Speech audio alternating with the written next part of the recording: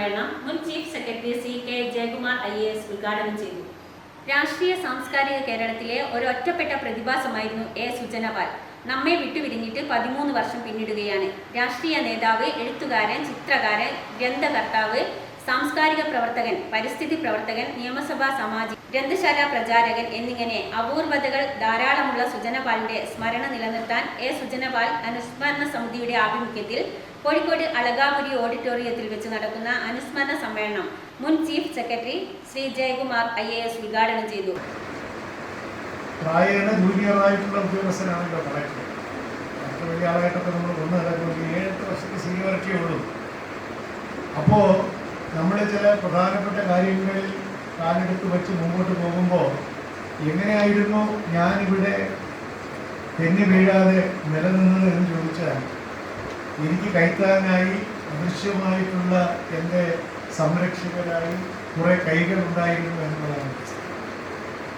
അതിൻ്റെ ഏറ്റവും ബലിഷ്ഠമായിട്ടുള്ളൊരു കരങ്ങൾ എന്നുള്ളത് സുജനപാലിൻ്റെതായിരുന്നു എന്നുള്ളത് രഹസ്യമാണ്. രഹസ്യം എന്ന് വെച്ചാൽ ഞാനെല്ലാം അദ്ദേഹത്തോട് പറയും, ഇത് ഞാൻ ഇങ്ങനെ ചെയ്യാമെന്ന്. എനിക്ക് ഒരിക്കലും ഇന്ന അബദ്ധങ്ങളുണ്ട് എന്നോട് തുറന്നു പറയുകയും അല്ലെങ്കിൽ ചെയ്താൽ ഇങ്ങനെ ചെയ്യണമെന്ന് പറയുകയും ഒക്കെ ചെയ്യുന്ന വളരെ അപൂർവം 3-4 പേരെയാണ് ഞാൻ അങ്ങനെ എന്ന് ആശ്രയിച്ചത്. നേരിട്ട് ഞാൻ എല്ലാവരും പറയുന്നു, എല്ലാ കാര്യം ഞാൻ പറയുന്നു.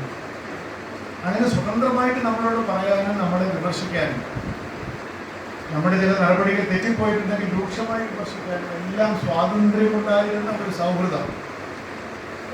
അത് എൻ്റെ ഭാര്യ പറയും, കുറച്ച് മോങ്ങകളുണ്ട് നമ്മുടെ വീട്ടിൽ.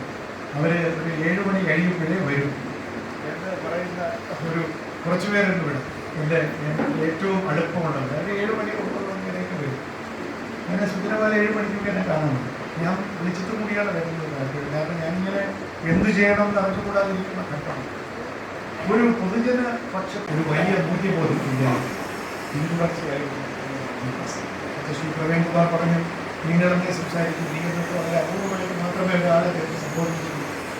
ഒരു പരസ്പര ബഹുമാനത്തോടുകൂടി ഏവരെയും സമഭാവനയോടുകൂടി കണ്ട് തനിക്ക് ഈ കൂട്ടത്തിൽ വളരെ ഉത്കൃഷ്ടമായൊരു സ്ഥാനമാണ്, നിങ്ങൾക്കെല്ലാം വളരെ താഴ്ന്ന സ്ഥാനമാണ് എന്നുള്ള വിചാരമില്ലാതെ എല്ലാവരോടും ഇടപെടാൻ സാധിക്കുന്ന ഒരു വലിയ മനസ്സ് വായന കൊണ്ടും മനനം കൊണ്ടും അദ്ദേഹം സ്വായത്തമാക്കിയിരുന്നു എന്നുള്ളതാണ്. ആ ഒരു ഔന്നത്യത്തിൽ നിന്ന് ഒരു പൊതുജീവിതം നയിക്കാൻ സാധിച്ചതാണ് സുജനപാലിനെ നമ്മുടെ പൊതുമേഖലയിൽ അല്ലെങ്കിൽ പൊതുരംഗത്ത് അനന്യനാക്കി തീർക്കുന്നത് എന്ന് വ്യക്തിപരമായി ബോധ്യപ്പെടുകയാണ്.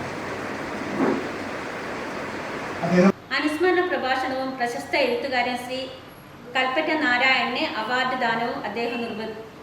DCC പ്രസിഡന്റും അനുസ്മരണ സമിതി ചെയർമാനുമായ അഡ്വക്കേറ്റ് K പ്രവീൺകുമാർ അധ്യക്ഷത വഹിച്ചു.